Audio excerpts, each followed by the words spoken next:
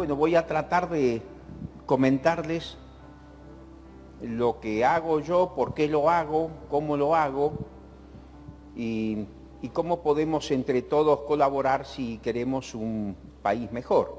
Lo que yo hago roza lo político, pero yo no soy político. No tengo nada contra los políticos, al contrario, como no tengo nada contra los arquitectos o los ingenieros. Yo no soy político, nada más. Soy médico de niños, entonces tengo una manera de ver las cosas propia del médico de niños. El médico de niños, en definitiva, ¿qué es? Es el abogado de los niños. Yo digo muchas veces, me apasiono y por ahí parece que estuviese enojado con alguien. Yo en realidad no me enojo con nadie. Creo que lo que debemos hacer es amar al errado y odiar el error. Ahí está la clave de la cosa. Si no, vivimos enfrentados con todo el mundo. Pero debemos reconocer en honor a la verdad que hemos cometido gruesos errores. Si no, la República Argentina, uno de los países más ricos de la tierra, no podría estar pasando por la situación que está pasando, en que el 30% de su población está debajo de la línea de pobreza. Eso es sorprendente, es curioso, llama la atención, no es correcto, no puede ser.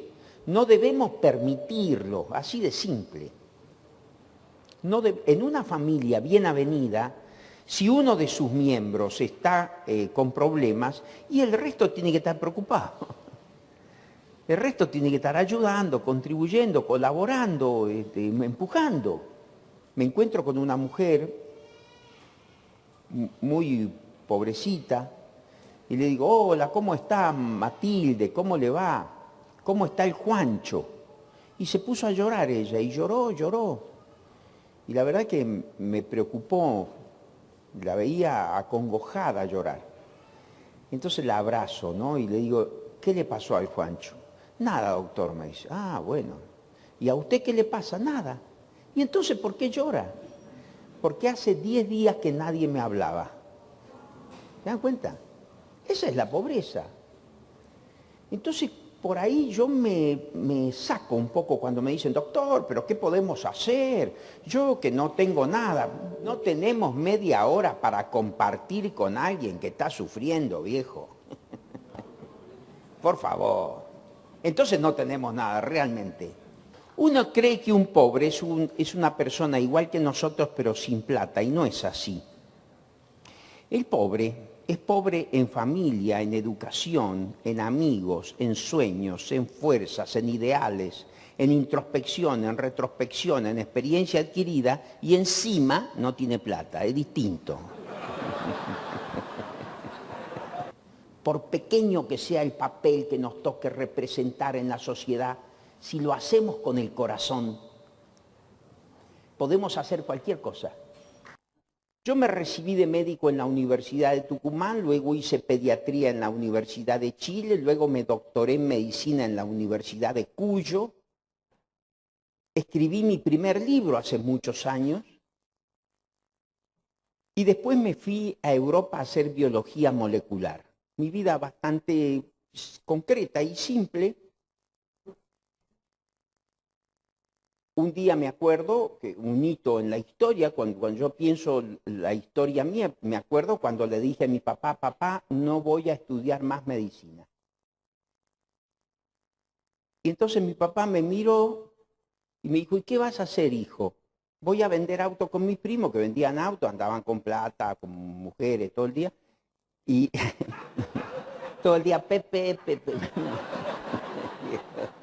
Y entonces dijo, bueno, muy bien. Y se sacó los anteojos y el reloj, me acuerdo. Y yo dije, se va a bañar.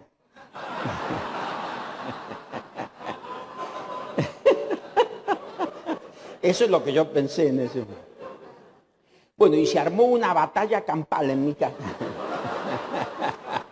A la que puse límite saltando por una ventana. Y nos dimos una vuelta a manzana con mi papá. Él venía con un plumero y yo corría, ¿no? Y todas las mujeres del barrio me decían, corre, nene, corre, porque te... Bueno, esa noche me acuerdo que estaba de vuelta estudiando medicina, por supuesto. Y entraba mi papá con una guía de teléfono. Y ¡pah! Me la daba, le digo, si estoy estudiando. Y me decía, ya sabes, si querés otro cursillo de orientación vocacional, avísame. Otro día le dije, papá, me voy a Italia. Entonces dijo él, ya me había recibido de médico yo. ¿Y a qué te vas, che? Digo, me voy porque hay la terapia intensiva, qué sé yo, empecé a hablar de terapia intensiva. Mirá vos, dijo el papá. Bueno, ya sos grande, dijo. Ya no necesitas pedir permiso. Y yo, ya que me dio esa posibilidad, avancé y le dije, por supuesto, papá. Me dijo, ¿tenés el pasaje? Por supuesto, saqué el pasaje, Fiumicino, mirá vos. Lo agarró, lo rompió y le saltó encima el pasaje. Otra vuelta a manzana nos dimos. Y entonces él me dijo unas cosas increíbles en ese momento que ahora yo las reflexiono. Estoy hablando de hace 40 años. Yo empecé a trabajar en pobreza y desnutrición hace 20. Él me dijo, ¿a qué te vas a ir a Europa? A encandilarte con espejitos de colores. Acá hay miseria, hay pobreza, hay injusticia. Este es tu país, esta es tu patria. Andate a Chile, andate a Buenos Aires, aprende la realidad de Latinoamérica y cuando seas un hombre maduro, anda a Europa. Y me encontré con esos países que son así y son potencias mundiales y el nuestro es un país gigantesco y estamos arruinados. Yo por ahí escucho, hay políticos que dicen, nunca hemos estado mejor. Y yo digo, estos tipos están hablando de ello.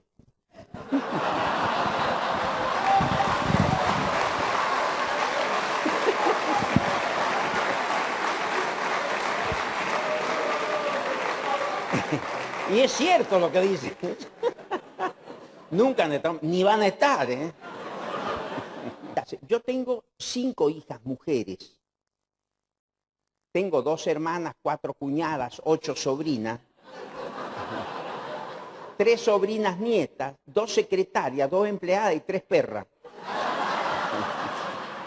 Por eso cuando me invitan a estos congresos vengo siempre, hasta en auto vine ahora. Lo que no había avión. ¿Por qué? Porque es la manera que yo tengo de conservar el idioma, si no lentamente... lentamente me voy a ir enmudeciendo. Digo, ¿qué nos pasó? Si el nuestro es un gran país. ¿Qué nos pasó? Por favor. Cuando nace la República Argentina en el año 1853 era el último orejón del tarro del concierto latinoamericano internacional. 800.000 habitantes y el 80% analfabetos. En el año 1869, cuando asume el presidente Sarmiento, pide el primer censo nacional. 1.800.000 habitantes en el 69 y el 87% analfabetos. Entonces Sarmiento, tan vilipendiado. Yo soy de la época en que se nos insinuaba cantar en el himno a Sarmiento, Sarmiento inmoral, ¿eh? Ojo, ¿eh? Y uno se prendía porque no conoce nada. Entonces, Sarmiento dice, quiero una reunión del gabinete de ministros para esta tarde. Se reúnen los ministros y dice, señores, vamos a trazar la política de Estado para los próximos 100 años en la República Argentina. Educar, educar, educar, escuelas, escuelas, escuelas, hay que hacer de la patria una gran escuela. ¿Saben qué hizo este hombre, el Sarmiento inmoral? 1.117 escuelas públicas. No le pintó las puertas, no, no, no, no, no. No le arregló la humedad a 1100, no. Hizo de la nada 1117 escuelas públicas, 400 escuelas privadas. El telégrafo a Europa, el telégrafo a los Estados Unidos, el telégrafo a Chile. 1000 kilómetros de vía férrea. El colegio militar, la escuela naval, la prefectura naval, la marina mercante, el Banco Nacional, el Banco de la Nación Argentina, la Subsecretaría de Agricultura, la Subsecretaría de Ganadería, la Academia de Ciencias de Córdoba, el Observatorio Astronómico de Córdoba, que fue el primer observatorio astronómico del hemisferio sur del planeta, se fue. Y cuando se fue a vivir con su hija Faustina, porque no tenía casa. No sé si soy claro. Se olvidó de robar. Otro argentino. Antes de morir, bueno, después de morir es imposible. Pero antes de morir dijo, no puedo decir que no haya cometido errores. He cometido errores. Pero los errores que cometí fueron por la premura con que quise poner a mi país, en donde en mi cabeza y en mi corazón ya lo había puesto. Y así como Jesús perdonó a la Magdalena porque había amado mucho, espero que mis compatriotas me perdonen porque he amado mucho este país. Viejo. Cuando se muere 1888, lo despide Carlos Pellegrini. Y dice, se va una de las mentes más brillantes que hayan dado las Américas. Cometió errores. No los recuerdo. ¿Qué tal? Así los tipos miraban el país. Y hoy, en los Estados Unidos de Norteamérica, el Día del Maestro es el 11 de septiembre, en homenaje al notable pedagogo americano, el argentino Domingo Faustino Sarmiento. ¿Saben por qué? Porque el primer país del mundo que quebró el analfabetismo no fue Francia, no fue la Gran Bretaña, no fue Alemania, no fueron los Estados Unidos, no fue Canadá, fue la República Argentina en el Cono Sur. Por favor, por favor. Hemos perdido la virilidad y hemos perdido la vergüenza. Otro argentino, Alberdi, gobernar es poblar. Tenemos que, este libro es en homenaje a Alberdi. Tenemos que ser 80 millones de habitantes para que nuestro país funcione, decía hace 150 años. Hay que combatir la pobreza y la ignorancia, porque la pobreza se vende y la ignorancia se equivoca. Díganme si no tenía razón. Díganme si no tenía razón.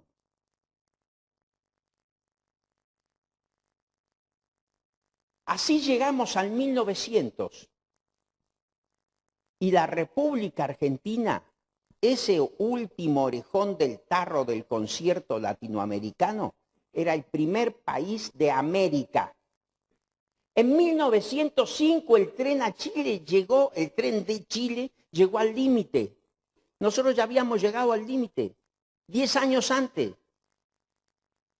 En 1913, cuando se hizo el subterráneo, había subterráneo en Moscú, París, Londres, Nueva York y Buenos Aires. Cuando el Banco de Boston decidió abrir su primer sucursal en el mundo, la abrió en Buenos Aires. Cuando el Rockefeller Center se empezó a construir, el Cábana ya existía. Cuando la Standard Oil construyó su primer kilómetro de oleoducto, Mendoza, mi provincia, en la República Argentina, tenía 35 kilómetros de oleoducto. ¿Pero de qué estamos hablando?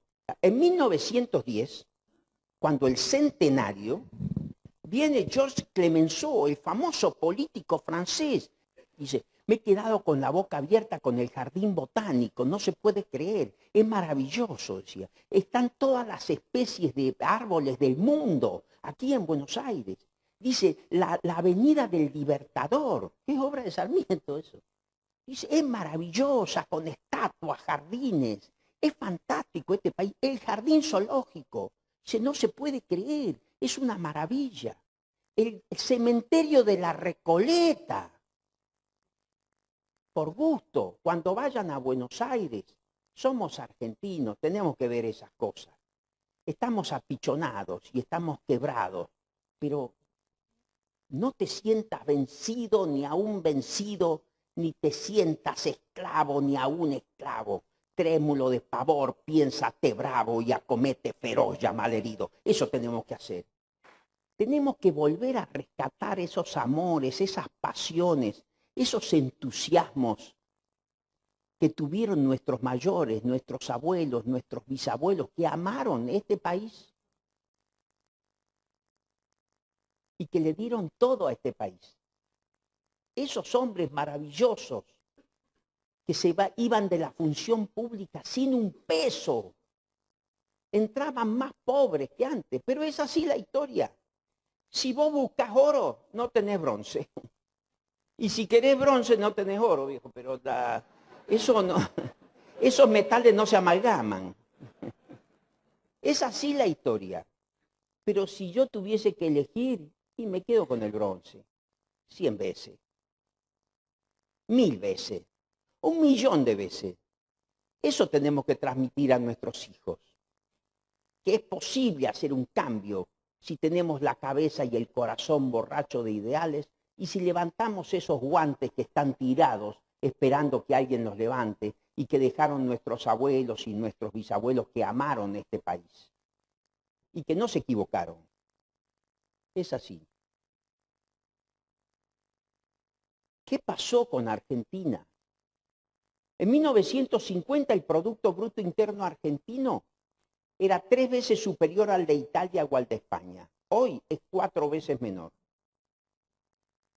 Y así llegamos a la crisis económica más grande de la historia de la República Argentina en el 2001-2002 y al default más importante en la historia económica del mundo.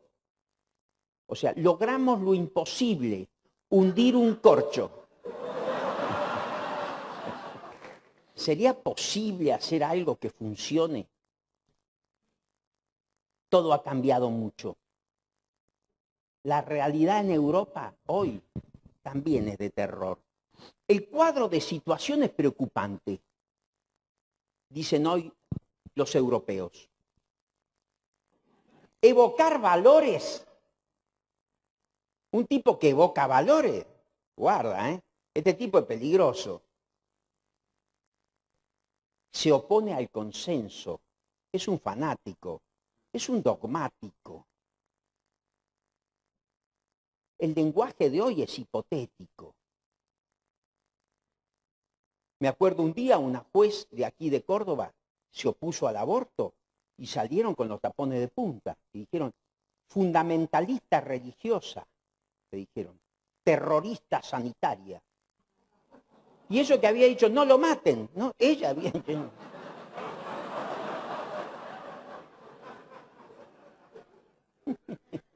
Es de loco esto. Se ha unido la democracia al relativismo, dicen los europeos. Y esa es la garantía de la libertad, pareciera. El nihilismo. Nadie cree en nada. Kelsen y Rorty. Kelsen, el jurista austríaco, padre del positivismo político, paladín del relativismo, padre del positivismo jurídico, filosófico y político, cuando hace la referencia al Evangelio según San Juan de la muerte de Jesús, dice, ese era un demócrata. ¿Quién? Le preguntan. Pilato.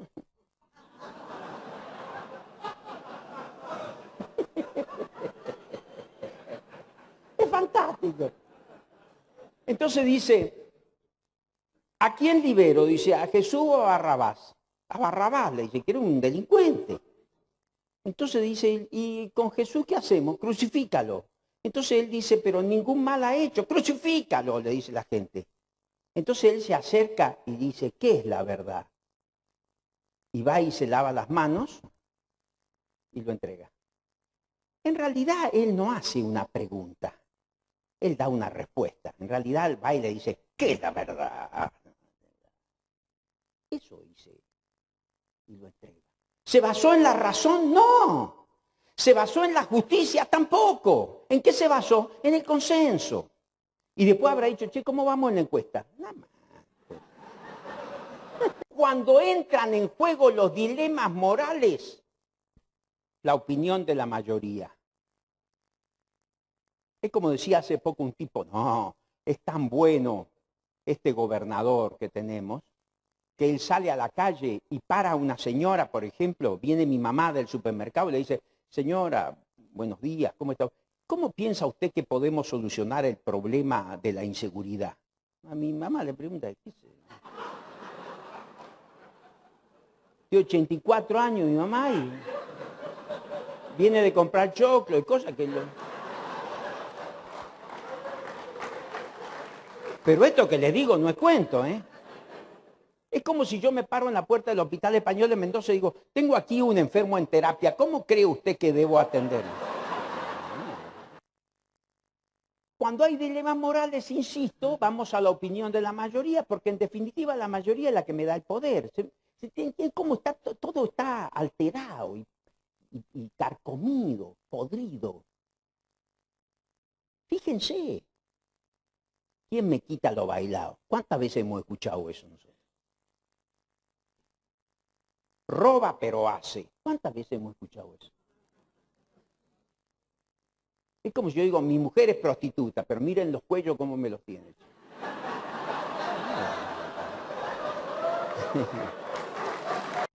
La moral, por favor. El hombre democrático es un hombre desasido de esas mochilas morales. Un hombre que puede saltar de una constelación a otra, que puede ir hacia adelante, hacia atrás, vio que ahora sí.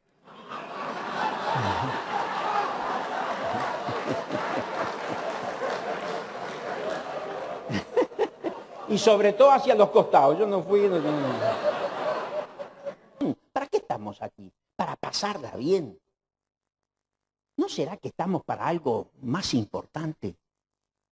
Más digno, más noble, más grande, más elevado. El crecimiento biológico del hombre un día termina. Más de 25, 30 años, incluso 41. Ya termino el crecimiento biológico. Más bien voy a ir involucionando. Pero el aprendizaje humano, filosófico, la formación del hombre como hombre, eso no termina nunca. Hasta el último minuto de nuestra vida vamos a estar aprendiendo cosas y perfeccionando cosas. Lo que hacemos mal lo debemos hacer bien y lo que hacemos bien lo tenemos que hacer mejor. Esa es la idea. ¿Por qué no podemos lograr una reconciliación y una paz? ¿Por qué no podemos construir un mundo mejor, más justo, más noble, más generoso? ¿No será que de nosotros también depende eso? ¿O siempre tiene que ser de otro, de un tercero, la responsabilidad? Pero toda vez que nosotros busquemos un Dios menor, el dinero, el poder, la fama, la gloria, vamos a estar desenfocados. El pudor, el orden, la disciplina, no es moral burguesa, como decía Nietzsche. Es lo que corresponde. Hay que tener pudor, hay que tener orden y hay que tener disciplina. Todo el día hablamos valores, valores, valores. Faltan valores en la sociedad y es mentira. Lo que faltan son virtudes, porque valor es lo que se declama, pero virtud es lo que se encarna. Yo puedo hablar de la solidaridad, ese es el valor. ¿Soy solidario? Esa es la virtud. A ver, ¿por qué digo que lo soy? Patriotismo, el valor. ¿Soy patriota? La virtud. ¿Qué es el patriotismo? Reconocer lo que la patria nos ha dado y nos da, contribuir al mantenimiento de los valores que representa y hacer nuestros los afanes nobles de todos los hombres de todos los países de la tierra. Cuando Albert Sabin, judío polaco, inventa la vacuna Sabin, la Sabin, para mí es un orgullo patriótico, aunque no sea judío ni sea polaco, pero toda la familia humana da un salto gigantesco hacia adelante detrás de la figura de ese hombre colosal que donó sus derechos de autor a todos los países del mundo para que la vacuna sea gratuita. ¿Cuántos aeropuertos conocen ustedes que se llamen Sabin? ¿Cuántos puentes internacionales? ¿Cuántas carreteras? ¿Cuántas ciudades? Ninguna. Ni la van a conocer. Pero sí yo conozco un puesto internacional que lleva el nombre de un ministro que murió en una pileta de natación cuando jugaba con dos nenas. Pero no con dos nenas, con dos nenas. Tiene su mérito el tipo, ¿no? Pero para ponerle el nombre a un puesto internacional me parece mucho. La teoría de la relatividad que fue hecha para el universo físico se la metió en el universo espiritual, por eso que estamos todos desorientados. Porque ahora no hay adelante, no hay atrás, no hay arriba, no hay abajo, es un caos, ¿eh? No hay referencia, no hay dirección. El Papa Juan Pablo II fue a la India. Y cuando llegó, después de besar el suelo, dijo, quiero conocer la tumba de Gandhi. Y lo llevaron a la tumba de Gandhi. Y se arrodilló y rezó mucho tiempo. Y acariciaba con su manito la plancha de piedra negra que cubre la tumba. Y asentía. Entonces los periodistas que estaban a una distancia ahí prudente decían, ¿qué asiente, qué mira, qué toca? Y cuando se fue el Papa, fueron y sacaron una foto a la tumba. Y ahí en la tumba están escritos los 7 pecados sociales que hemos cometido. Política sin principios. Placer sin responsabilidad. Dinero sin trabajo. Negocios sin moral. Conocimiento sin carácter. Ciencia sin humanidad. Y religión sin sacrificio. Ahí está. Tenemos que reflexionar en cuántos de estos nos anotamos por acción u omisión. Entonces decía el articulista, ¿qué tienen los hombres de la guerra que no tienen los hombres de la paz? ¿Por qué cuando la guerra llama uno es capaz de dar un hijo, que son sus ojos, y cuando los hombres de la paz llaman uno no es capaz ni de meterse la mano al bolsillo? ¿Por qué para odiar nos ponemos tanto y para querer nos ponemos tan poco? ¿Por qué razón? ¿Sería posible organizar algo que funcione? Entonces dijimos, ¿quién es el mejor del mundo en desnutrición? ¿Quién es el mejor del mundo? Monkeberg. El 10 de Monkeberg va a ser el 0 nuestro. Pero no pasaron 30 años, pasaron 3 años. Hicimos el primer hospital de recuperación de desnutridos de la República Argentina y el primer centro de prevención de desnutrición del mundo. Nos dimos cuenta que la desnutrición es el resultado final del subdesarrollo. De nada sirve que alimentemos a un chico si lo devolvemos al ambiente hostil del que proviene. A los 15 días estamos de vuelta alimentando a un chico. No, dijimos, si queremos quebrar la desnutrición, lo que debemos hacer es un abordaje integral de la problemática social que le da origen a la extrema pobreza. Educación nutricional, educación para la salud, lactancia materna, jardín maternal, jardín infantil, estimulación temprana, escuela de arte y oficio, programa de educación agraria, lectoescritura para analfabetos, ropero familiar, club de padres, escuela para padres, documentación y legalización de la familia, alcoholismo, inmunizaciones, e hicimos el primer centro de prevención de desnutrición del mundo.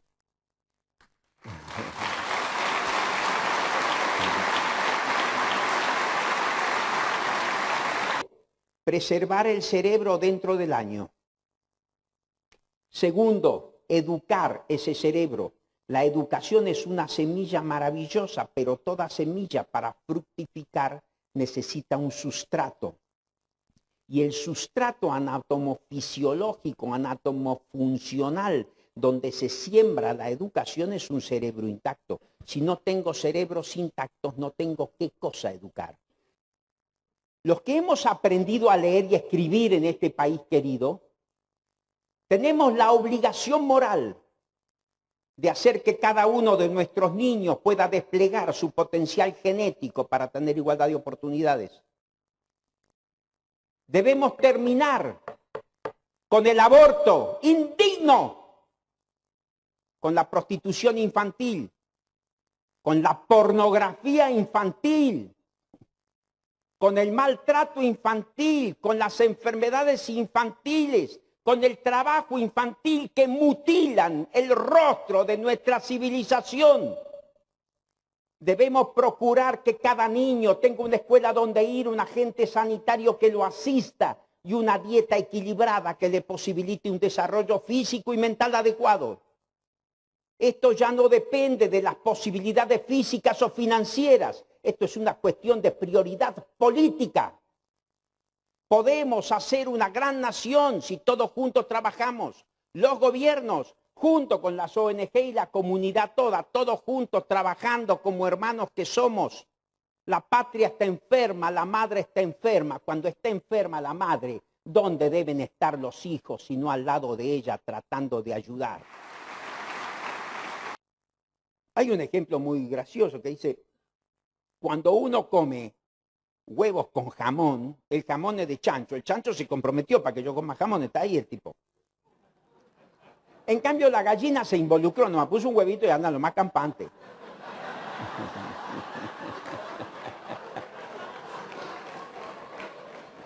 ¿Qué es lo que normalmente hacemos? Entonces me dicen a mí, muy bueno lo suyo, doctor, no le afloje. Por ejemplo, la manera de colaborar del tipo. O si no me dicen, doctor, muy bueno lo suyo, tengo una heladera para donarle. Ah, le digo, muchas gracias. No anda. Pero debe ser una pavada, la hemos tenido 45 años, una cian de bolita. Eso.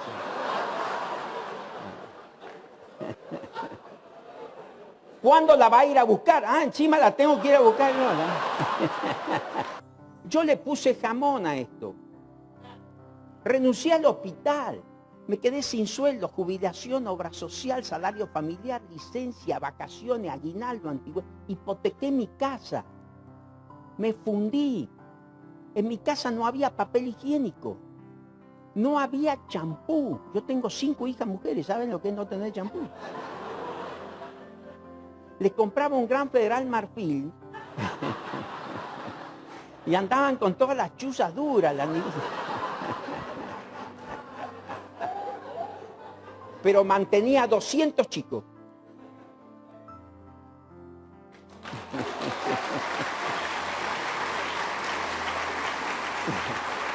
Por supuesto, nunca decía nada, no andaba diciendo que mantenía, no decía nada. Pero así saqué el proyecto con Ina adelante. A las patadas, a los empujones. Porque tenía la cabeza convencida de que esto era fundamental, era necesario, era prioritario. De que también tenía yo la obligación moral de contribuir a la grandeza del país.